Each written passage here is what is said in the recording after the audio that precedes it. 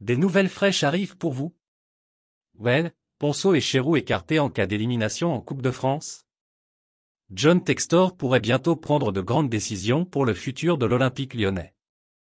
Mais avant que je partage cette nouvelle avec vous, abonnez-vous à ma chaîne pour ne manquer aucune actualité de première main sur l'Olympique lyonnais. L'Olympique lyonnais arrive clairement à un tournant de son histoire. Depuis le début de la saison, les Gones ont dit au revoir à Peter Bosz pour introniser Laurent Blanc, tandis que Jean-Michel Aulas a enfin cédé la main à John Textor, le nouveau propriétaire américain. Mais depuis son arrivée à la tête du club, l'homme d'affaires n'a pas forcément enclenché les grandes manœuvres et cela malgré une situation sportive très compliquée. Après 28 journées de Ligue 1, les pensionnaires du Groupama Stadium sont seulement 10e et ont quasiment dit adieu à la Coupe d'Europe par le chemin du championnat. Laissez votre like sur cette vidéo dès maintenant pour rester au courant de tout ce qui se passe à l'Olympique lyonnais.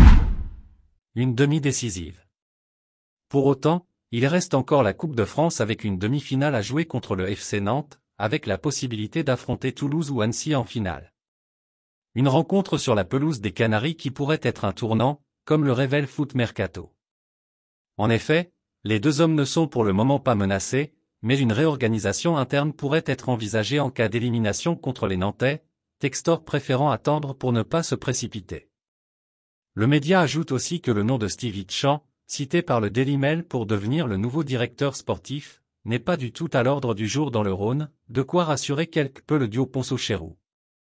En attendant, leur avenir pourrait bien se jouer en demi-finale de Coupe de France.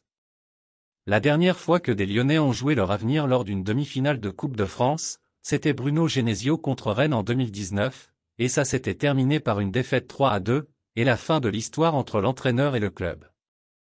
Avez-vous aimé le contenu? Laissez votre like et abonnez-vous à ma chaîne.